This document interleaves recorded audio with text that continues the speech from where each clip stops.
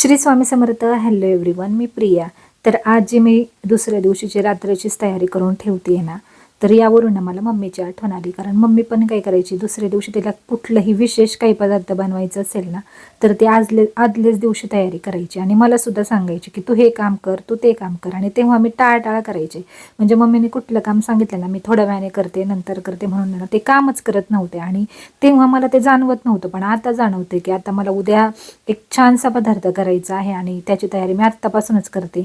आणि मग मला जाणवते की तेव्हा मम्मीला सुद्धा मदतीची किती गरज होती. म्हणजे 4-4, 5-5 लोकांचं ती काम एकटी करत होती. घरातली तर ती कामं सगळी करायचीच, पण त्याचबरोबर शेतात देखील तिला रोज कंटिन्यू जावं लागायचं.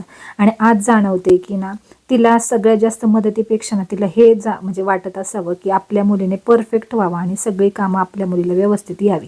म्हणजे प्रत्येकाची हीच धडपड असते की सासरी जाऊन आपल्या मुलीला कुठला त्रास झाला नाही पाहिजे किंवा तिला कोणी काही बोललं नाही पाहिजे. त्यामुळेच ती कदाचित थोडी थोडी कामं आपल्याला सांगायची, पण आपण तेव्हा ती करत नसायचं. आणि आई जन्माला पुरत नाही असं म्हणतात, पण जोपर्यंत आपली आई आपल्यासोबत असते ना, तोपर्यंत ती सतत आपल्यासाठी काही ना काही करत असते. म्हणजे अजूनही मी आजारी पडले ना, तरी सुद्धा मम्मी काय करते, तिकडनं मला छान डबा तिच्या हातचा बनवून देते. आणि मला कधी संधी मिळाली, मी काही विशेष काही पदार्थ बनवलं ना, तर मी सुद्धा आवर्जून माझ्या माहेरी डबा पाठवते.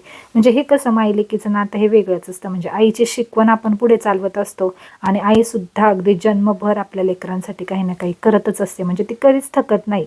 आजही तिचं वय म्हणजे 60ला आलेली असताना सुद्धा ती सगळं म्हणजे अगदी तरुण असल्यासारखं सगळ्या गोष्टी करत असते. आता एखादा पदार्थ मी तिला सांगितलं ना, मम्मी मला बनवून दे, मग तुझ्या हातचा खायचा आहे, तर ते लगेच दुसऱ्या दिवशी डबा हजर असतो माझ्या घरी. तर असं कुठलं काम करत असताना ना मला मम्मीची नेहमी आठवण येते. तर उद्या एक खास महाराष्ट्रीयन पदार्थ मी तुमच्याशी शेअर करणार आहे. काहींना समजलं असेल, काहींना नसेल, त्यामुळे नक्की फॉलो करा आणि व्हिडिओला लाईक पण करा. उद्या मस्त अशी रेसिपी शेअर करणार आहे. अगदी मटणाच्या तोडीस तोडाचा हा महाराष्ट्रीयन पदार्थ आहे. उद्या थोडेसे पाहुणे पण घरी येणार आहेत, त्यांच्यासाठीच ही खास तयारी मी आदल्या दिवशीच करून ठेवते. तेही मम्मीचीच सवय. मम्मीला सुद्धा अशी सवय होती, कुठली गोष्ट दुसऱ्या दिवशी करायची असेल तर आदल्या रात्रीच ती सगळी तयारी करायची. म्हणजे दुसऱ्या दिवशी सकाळचं काम सोपं होऊन जातं. आणि आज जेवायला फक्त मी आणि सासूबाईच होतो.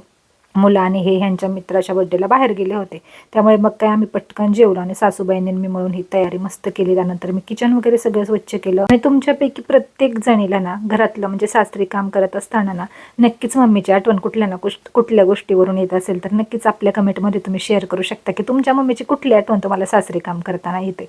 मला तर कुठलंही काम करायला घेतलं ना की सगळं मला मम्मीचं आहे तसं आठवतं, कारण मी खूप लहानपणापासून मम्मीला पाहत आले. सुगरण असणारी माझी मम्मी तिच्या हातच्या प्रत्येक पदार्थाला चव असायची, तसंच होण्याचा मी प्रयत्न करते. बाय.